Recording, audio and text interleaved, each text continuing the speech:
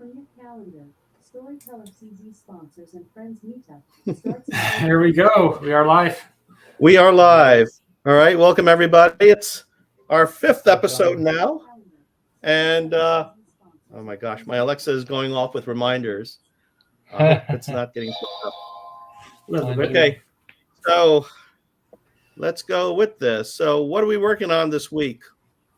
Well, last week we covered, is there a bun in the oven? And if you don't know what I'm talking about, you might want to go back and watch that episode so you understand about it. But there's been some updates on this, and we're kind of curious. Is that bun in the oven fake? So if you want to know more, stay tuned. We're going to get to that. Then we're going to get to a little bit on, what's happening with Meteor 3.0 and what's behind the push to Meteor 3.0. You'll want to watch until the end to learn why. Okay? This and more on this week in MeteorJS, Meteor Dispatches podcast. All right, guys. I'm working a little bit with COVID today, so I'm going to pass on a lot of the work to both Jan Storyteller and Jan Küster. So they're going to take up with this. I want to mention, by the way, that we have not seen any feedback this week. And I was wondering if Storyteller might be able to pop up the form to show where people can put the feedback in. And I'll add that in a second.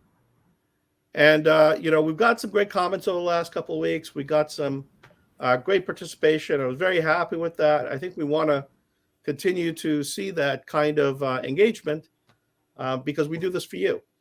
And if we're not doing what you want or what you need or what you think is useful, then tell us about it, because we'll modify, we'll adjust, we'll make some changes.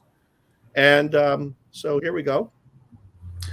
So yes, so you can find the Meteor Dispatches suggestions box under any of the official forum announcements, and then it's this lovely form where you put in what you want us to know, and then we'll get the information, and we can then look it up and start working with it. All right. So having said that, I just want to make one announcement, and it's something I was thinking about for a while, about how we can engage more of the community. And about 2 weeks ago, we did an episode on September 8th. That was day after my birthday, and my birthday was the day before. And today is my daughter's birthday, and she turns 20. So hi, Nadira. I just want to let you know that Daddy loves you, and was thinking about you. But more important than that, and by the way, she is a member of the community. She came to Meteor Camp many years ago, spent an entire day with us. And I think she was like maybe 11 at the time or something. I forget how old she was, but she was a young person. But I would like, as much as possible, where we can drop in these kinds of announcements up front about members of the community. Would love to do that. So if you would like to, maybe we can expand the collection form to include something for announcements. Okay, going forward. And with that, I am going to turn the news over to the Jan brothers, as I'm calling them now. Great. Okay, let me start today with the modular Meteor server and client discussion. We have a follow-up there. As you might know, if you watched last week's episode, there was already some discussion on that topic. And we just wanted to get this topic back up here again, because people are looking for contributors or collaborators on some potential modular Meteor server and client. And this is, of course, something we all have to consider from time to time, because this will be definitely some post 3.0 topic for Meteor and the community at all, because if you've watched the trends in the whole frameworks in the JavaScript community, then you may have realized many frameworks go the way getting modular, some to the extent to become fully modular. We don't know if this is something we all as a Meteor community want or need or can do or whatever. But I think this is a good starting point if you're interested in that topic. For me, this is all what has always been interested, because I'm also developing progressive web apps with Meteor, and having a modular server client architecture would make things even more interesting from a PWA perspective, but also from other perspectives like local first, offline first, which we will talk about later today as well, but also interchanging functionalities from database to accounts, authentication, many things. If this topic is interesting for you, you should check out this forum topic definitely. I think Jan has also one or two things to say on that, as he did already last week. Yes, this is kind of movement is nothing new. As you kind of said, it's something that comes up, and for me, we could say there are kind of two sides. One that wants to go fully modular, one that wants to stay, fully monolith, and I'm somewhere in the middle where, I want to have kind of, you could say, both of the best of the both worlds. I want to be able to exchange some particular things that I think make sense to be that you can switch out, but then for the most part I'm very happy with the monolith nature of Meteor, because it just takes care of so many things. So, and we've kind of been moving towards the more modular approach, and if you kind of look, really underneath things, all of the different things in Meteor are packages. So we are, you could say, in a halfway there. We can change which front end we want, and this will probably, continue to a certain extent. But I think, at least personally, I feel we have to be careful not to lose or the benefits that we have as we are right now. I mean, there are many factors. On the one hand, we don't want to lose the connection to the overall JavaScript ecosystem. We don't want Meteor to be in a place where it's so isolated that people have to leave it, which would be the worst situation. On the other hand, as you said, we also don't want to lose all the advantages that Meteor brings. So, in my opinion, this is why it's so important for many people of us to join this conversation, to get into this, bring your thoughts in, maybe to start doing some proof of concept ideas. There's actually the other topic you linked. Can you, if you please, open the other tab on that topic? That was this one. Not the other one. It's called Looking for Collaboration on Modular. This one. This one. There's also already some example code, some ideas. So it's already discussing some approaches, and the more people starting to contribute to here on this topic, the more we get a realistic view on what could be the future of Meteor in terms of modular approach. Yeah, another thing kind of to this, as I can open here, for the long-term suggestion to split Meteor in many NPM packages, there are many steps to kind of take it because of just the legacy that we have in Meteor, and that's kind of part of big step in that is Meteor 3, and probably sometime in the future will be completely, or at least in some fashion, moving probably to NPM packages, even though I would argue that Atmosphere has its own merit, but at the same time, I think we can also get that merit that we currently have within Atmosphere packages in NPM if done properly. So, all right, guys, I just want to mention, as before you go on, is we have a question from the weekend team, but I think what we're going to do is we're going to wait until we're done with the news to address that. So yes, I'll and we can probably touch on that in one of our next segments. Yep. Okay. All right. Are you moving on?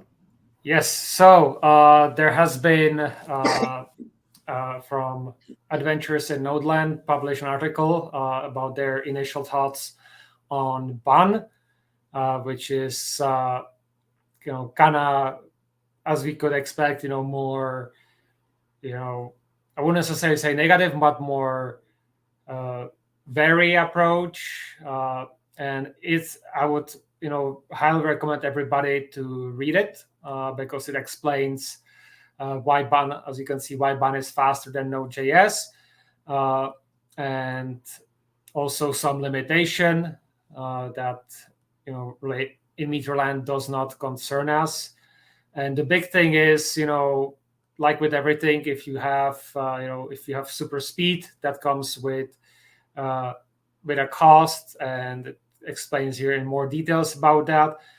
But I think kind of what is the most positive message is, what's next for Node.js from this, at least in the mid to short term for Meteor, is that there already has been created a performance team within Node.js, and that they are starting to really add more performance stuff into Node.js itself. And I think this, Bun release, which really is hitting them on the performance, which for many people is going to be super attractive, even to the downside it might bring. It will put a pressure on the Node team to, move more in this area, invest more into it, and through that, Meteor is also going to benefit. So again, I highly recommend it, and it's kind of is also say maybe cautionary tale or kind of warnings. Don't always jump on the bandwagon. And yeah, that's probably what I'm going to say about this. Yeah. From here, we may move over to the latest 3.0 update, which is mostly about the version bumps that have been reverted. If any one of you might did update to an Alpha 3.0 version in the past with an existing project, they might have realized that some package updates like ECMA script to a new major revision caused a lot of pain because many dependencies were simply rejecting this major update and would have caused so many people to update nearly every package, because nearly every package is depending on ECMA script, for example. And this has been reverted, of course, because it makes sense on those packages that just don't have any important updates on related to 3.0, related to any major changes. And if you experienced that in the past, you might check out, I think the latest alpha is already at alpha 0.15 or something. 15, yeah. Yeah, alpha, the alpha 0.15 is already the latest alpha version. So update to the latest alpha version and try again, and it should work out now. If you're interested in which packages have been reverted, we linked the pull request there. It's the 12778. There you can check in the file changes which packages have been reverted in the package.js files. So that should be resolved by now. If not, of course, open an issue, get in contact with any of either us or the Meteor team, especially in the repo or on the Slack, the Discord, or the forums. Any feedback is appreciated, and don't hesitate to try out the 3.0 alpha versions with your projects. It makes it all better for us, makes a more robust version. So when we arrive with a beta, we have much of the issues already out. Yeah, I add to this that for community packages, I will be probably releasing new versions to support the latest alpha over the weekend or in the coming week as I get around to it for my own personal testing. So let me just step in for a second. We had a comment from the weekend team again. And so they said that the problem with Bun and Dino is they don't support as many CPUs and OSs like Node.js. So that's an interesting observation to also make. So we can go Yes. on with that. I want to say yeah. hello to Daniel Dornhardt, who's with us again this week. Thanks for coming again. Love seeing you here. Add your comments in and stay connected. Yeah, I just also kind of want to add to this as well that I have been, that's kind of given because it's a new project, and to get all the different, operating systems, CPUs, and all that stuff is going to take some time. And in this case, that's kind of the advantage of, older projects that have had the time to do that, and the interest, and especially in case of Node, they have, could say, the market dominant, so that everybody wants to have compatibility with them. Personally, I have been also trying, could say, Dino, or to replace Node in Meteor for Bun. And so far, I have been just done it only for like the absolute basic startup, and primarily, and that's where I noticed probably the speed for the bundle builder. So, and through that I realized it should be even possible, for example, to have Bun run for, say, the Meteor tool, while the application itself will still be built on Node. So there's a lot of experimentation. I'm not the only one kind of experimenting with this. But when we have something, let's just say, more stable or something that's usable, we'll definitely let you know. All right. Next up. Yes, Hacktoberfest is coming. Woo! So this is just a short announcement to anyone. This is important to anyone who is in the open source community. Even if you're not directly interested in Hacktoberfest, if you know about it. If you don't know about it, Hacktoberfest is this happening in a month in the October, where mostly repository owners and maintainers are preparing their repositories to accept contributions, even from beginners, first-time contributions, anything else, and help them, guide them, make it easy for them to do their first pull requests, and overall help open source and free software to gain the momentum to get more people involved, especially those who are often trying to support in some way, collaborate in some way, but were maybe not on that level, or thought they are not on that level. Mostly it's that to contribute. And you can contribute in any ways, may it be just changing a typo you found in a README file, up to some documentation things, or minor codes, and up to, of course, major things. And of course, it's always good to open an issue, discuss that issue. It's all written there, how you should do that. And the best of all is when these issues are flagged as Hacktoberfest accept, then you may also get some nice prizes. So you should check out the Hacktoberfest website, and we will also continuing to do some shout outs in the next days about how Meteor, as well as Meteor community packages, will relate to Hacktoberfest, and what you can do with our repositories and the Meteor repositories, and in which way participation will be possible there. And even if you're not interested personally in that, you should spread the word, because maybe you know other developers that could benefit from that. This is a really good moment for people to step in for collaborating.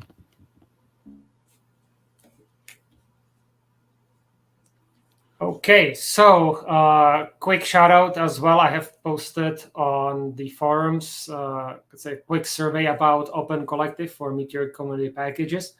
I'm trying to kind of gauge interest, if people are interested in supporting Meteor community packages and the community developers through Open Collective, if that is something that people might be interested in.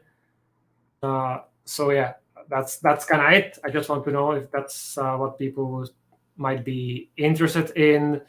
and if that's something that I should, kind of sink my time into setting up, and then especially down the road managing for years to come. So please let me know, and if we have good enough responses, then we'll get this set up. And I guess also part of that would be for this podcast potentially. We shall see. Okay. Yeah, then the local first web development post is also some of the topics that always emerge from time to time. Offline capability, local first. There were some packages mentioned in the past, like GroundDB, which uses local forage and all that stuff. It's also a little bit related to progressive web apps, which also sometimes need some offline first capabilities. And very important here is this topic is also, again, a perspective topic, post 3.0. How do we want to realize this? There is already an open GitHub issue. No, it's a GitHub discussion, right? Yes. Improve offline support. And I think it's important for everyone. If this topic is something important for you, please upvote it. Or if you have a different opinion on that, please comment. Because with these discussions, we shape the future of the framework, and also, of course, capabilities that we as community, you as developers, as companies, can leverage for your projects. And to me, this is still a very important issue. We, as my research projects I'm working in, we have target groups that have sometimes very limited capabilities in terms of connectivity. They're in the rural areas, and they have we need this offline support. So this is a very important topic to me, definitely. So maybe if it's for you, please join the conversation. So, just very, very quickly, could you just give a little bit more background on what offline first is? So, I mean, yes, offline first is, you could say, a concept or a movement that you pretty much build your application to work completely offline first, and if there is a server connection, it syncs the data with it, or it's like a bonus. It doesn't need the server to work. That's the general concept. Some of you might remember the old framework Hoodie, which is sadly, I think, no longer maintained. But there is now the RxDB that's gonna says I could say the alternative to it, or at least that looks like it's officially endorsed.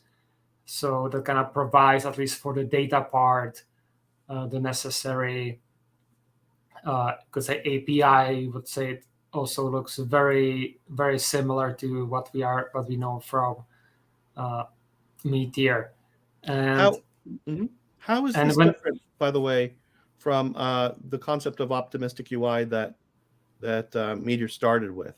Because it seemed to me that was all related to being offline. Yes, the difference with optimistic UI is that if it didn't get a response, it would kind of revert your changes unless you had that somehow covered. And even then afterwards, it still needed, it was mostly, to kind of account for the latency than actually being fully offline. Okay. You can, if you know the tricks and work on, with say GroundDB and other things, you can actually make it already. But it's, for example, GroundDB hasn't seen update in a while. It's also on my to-do list to get to it eventually. But that's a problem. And if you actually look on the RxDB, they describe, like with Minimongo and with Meteor, as potential alternatives to what they are doing. But they also, since they are propping up themselves, they describe that it's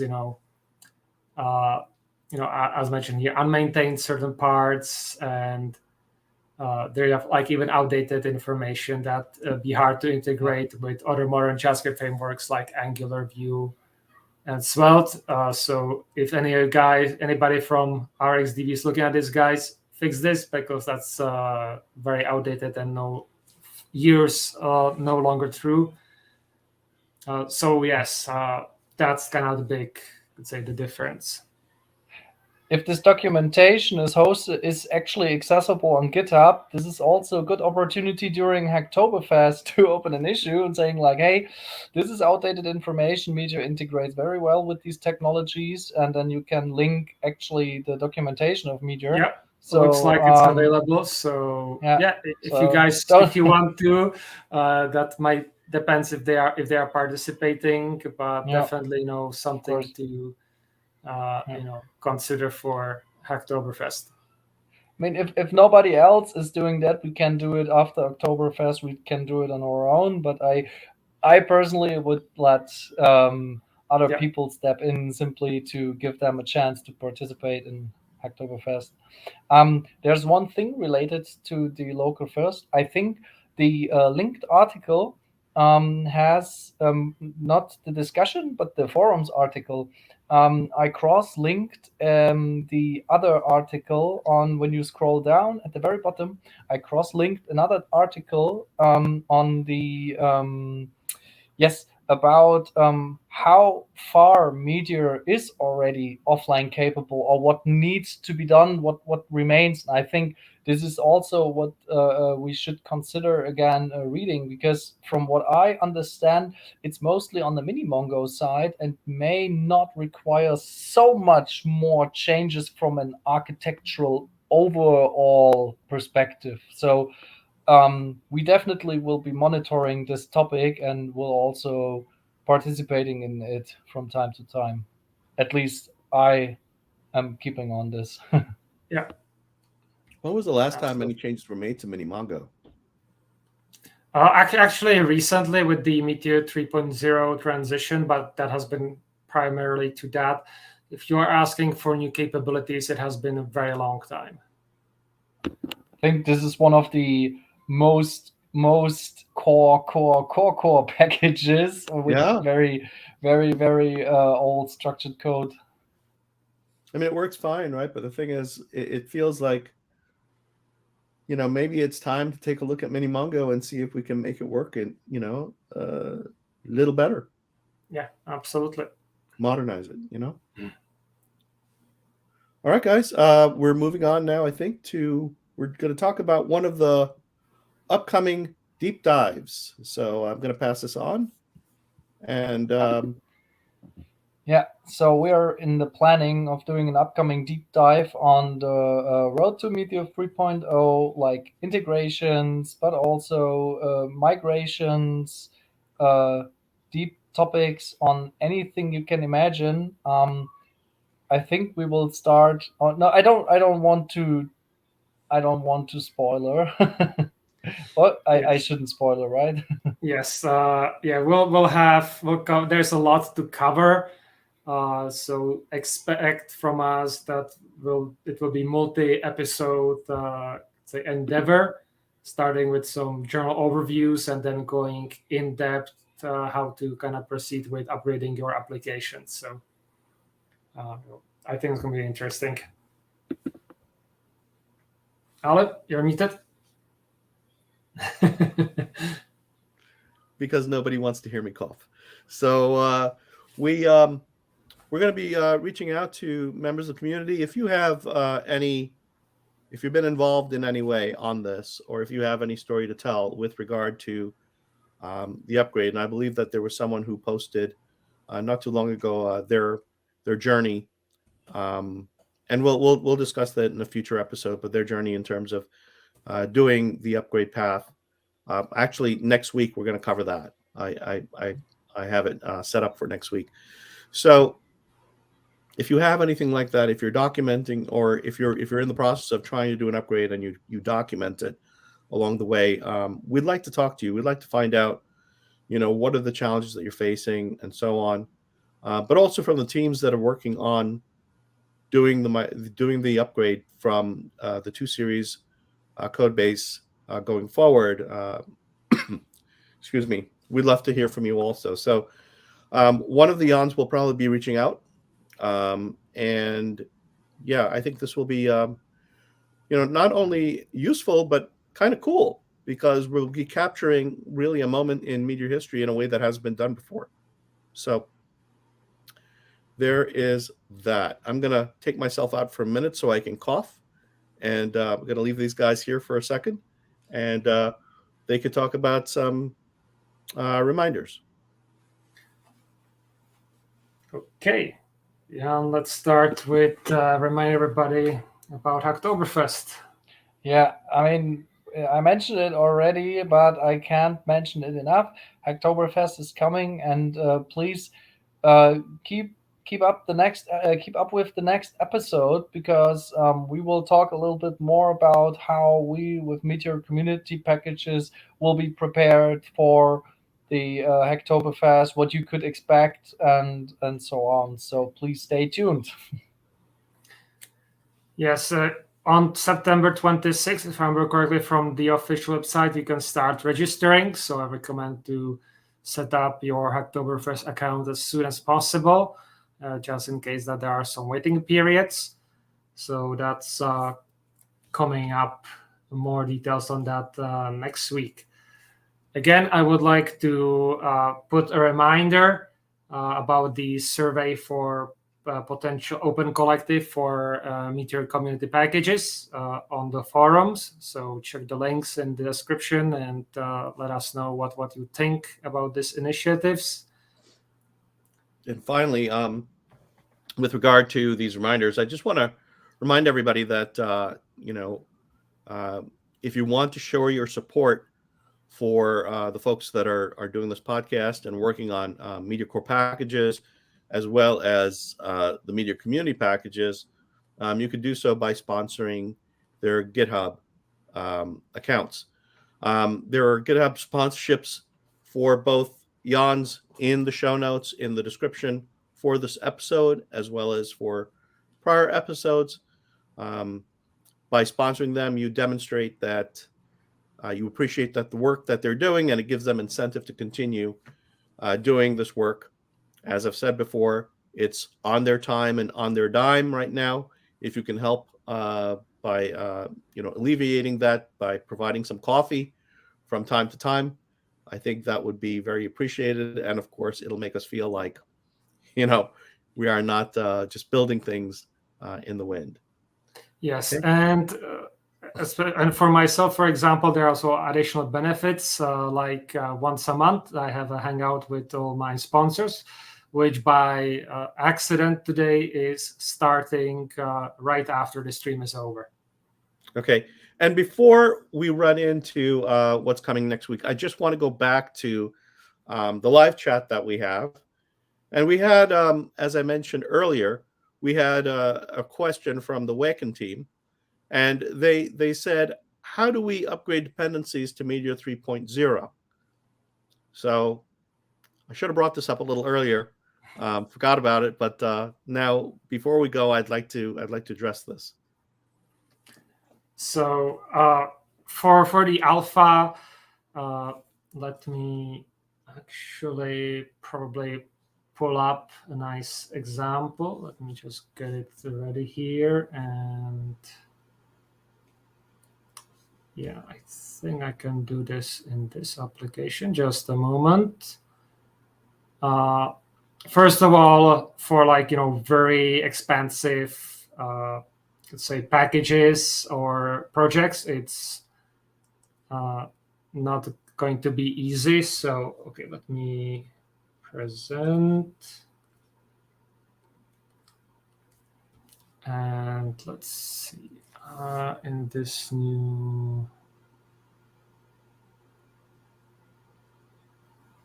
enter presentation mode. Yes.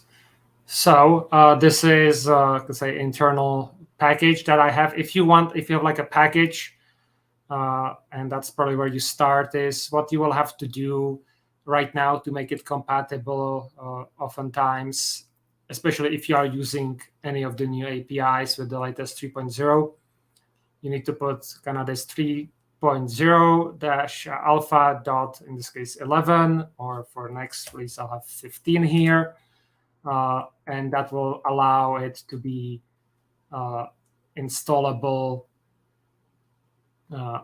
So it's in the API.versions from. So this way, if you want to get any of the packages, test them out with the latest 3.0, then you can do it like that with the specific alpha release. You only need to do that if you have, you could say when you try to upgrade, it's going to probably show you a list of warnings and show you which packages are the problem. And this is often because they are connected to specific packages that got upgraded. So in this case, this package would yell at me because the ECMAScript and TypeScript package, if I remember correctly, definitely ECMAScript package got updated for the 3.0 release. So if I don't include this alpha, it's going to yell at me that there is incompatibility. Thankfully, with the latest alpha, that should be reduced quite a lot, because this affects, as I said, packages with major release in alpha or in the 3.0 Meteor. Just a question here for those that might be interested, or if maybe somebody is interested in that question. Would it be possible to, for example, type now already 3.x or 3.0.0, so you don't need to do that, so you're already on the safe side now? Or is that not possible right now? So do you have to specify the alpha versions, and once you're out with the 3.0 have to do that again? Maybe some interesting question for some people. Yeah, I will have to get back to you on that because this is kind of, API versions from is, let's say, equivalent to what would be in NPM, say, to this. So I think it might be possible, but I will have to do a bit more of a digging in this, and I'm not sure if it's actually possible for the alpha and these, let's say, pre-test releases, pre-releases. So I'll have to get back to you on that specifically. One more reason to tune in next week. Okay. Absolutely. All right. We're down to the end of the program right now. So let me just mention that coming next week, excuse me. Coming next week, we have some talk on a project called Awesome Meteor. And we're going to be talking a little bit about the Meteor NYC meetup's future. And we've also mentioned a few other items that we're going to be discussing in deeper detail next week. So join us then. Until next time, bye. See you. Have a great weekend.